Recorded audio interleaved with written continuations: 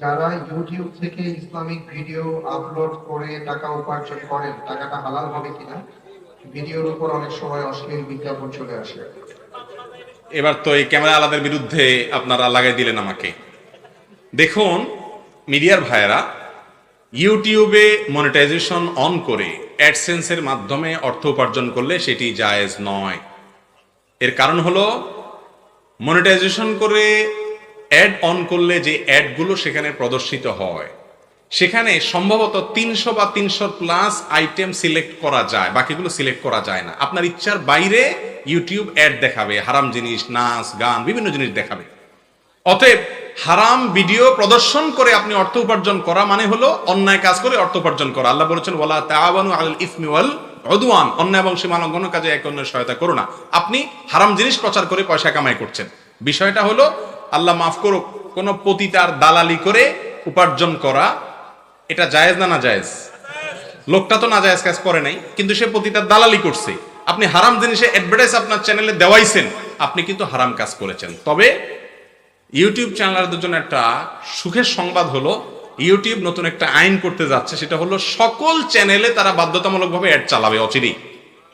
অতএব যেহেতু সব চ্যানেলে তারা অ্যাড চালাবেই, অতএব পয়সা অটোমেটিক আসবে, তখন আর হারামের ফতোয়া থাকবে না। কারণ হলো ইউটিউব বাধ্যতামূলকভাবে অ্যাড চালাবে। এটা আপনার এখন তো আপনার নিয়ন্ত্রণে, আপনি চাইলে মনিটাইজেশন অন করতেছেন, চাইলে অফ করতেছেন, তখন আপনার অন অফের কোনো অপশন থাকবে না, বরং অটোমেটিকলি সকল চ্যানেলেই তারা কি করবে, ভিডিও এই অ্যাডভার্টাইজ চালাবে। যারা অ্যাডভার্টাইজ ছাড়া ভিডিও দেখতে চান, ইসলামিক ভিডিও বা কিছু, তারা বোধহয় মাসে $9 বা এরকম একটা পেমেন্ট করতে হবে, তাহলে তাদেরকে আর ইউটিউব অ্যাড দেখাবে না। এই সিস্টেম চালু হয়ে গেলে তখন আবার আমাদের মিডিয়ার ভাইরা খুশি হয়ে যাবে। জি স্যার, প্রসঙ্গত প্রশ্ন করি যে এই যে আপনারা যখন নানা জায়গায় নানা ধরনের প্রোগ্রাম করেন এবং এই প্রোগ্রামগুলোকে ভিউয়ার্স বাড়ানোর জন্য জটিল জটিল যে থাম্বনেইল ব্যবহার করা হয়, এই ক্ষেত্রে ইসলাম কি বলে?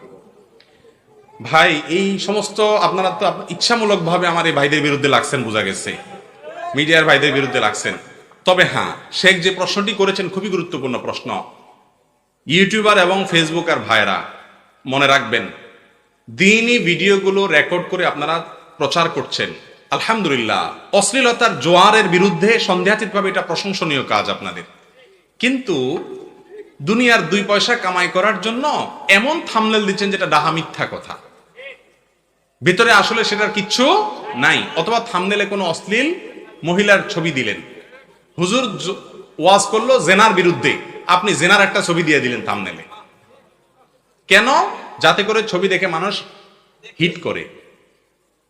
ওয়াজ তো সবচেয়ে বেশি শুনে ক্যামেরাওয়ালারা, ঠিক না? ঠিক। আপনারা ছোট সালগণরা আজকে ওয়াজ শেষ, ওনারা কালকে আরেক জায়গায় যাবে, পরশু আরেক জায়গায় যাবে, একদিনে 2-3 খেপও দিবে, ঠিক না? ঠিক। তো ওনারা যেহেতু এত ওয়াজ শুনতেছে, ভাইরা আপনাদের জীবনে পরিবর্তনটা তো সবার আগে হওয়ার কথা। আজকে আপনি মরে গেলে আপনার চ্যানেল থেকে যাবে, আল্লাহর কাছে আপনার আমল যাবে। আল্লাহর ওয়াস্তে আল্লাহকে ভয় করুন। থাম্বনেলে এমন কিছু দিবেন না যেটা ইসলাম এলাও করে না। অনেক বক্তাদের নামে রসাত্মক কথা বলে, একই বললেন অমুক, অমুকের গোষ্ঠী উদ্ধার করলেন অমুক, অমুক এলাকা কাঁপায় দিলেন অমুক, এই সমস্ত আলতু ফালতু কথা আল্লাহর ওয়াস্তে আপনারা থাম্বনেলে দিবেন না। দায়িত্বশীল বলেন, আকর্ষণ করেন, আমি দোষ দিচ্ছি না, আকর্ষণ করা যায়, আকর্ষণ না করলে মানুষ দেখবে কেমন? আকর্ষণ করেন, কিন্তু আকর্ষণেরও কি আছে, লিমিটেশন আছে। একবারে কাপড় চোপড় খুলে আকর্ষণ করতে যায় আল্লাহর ওয়াস্তে। জি।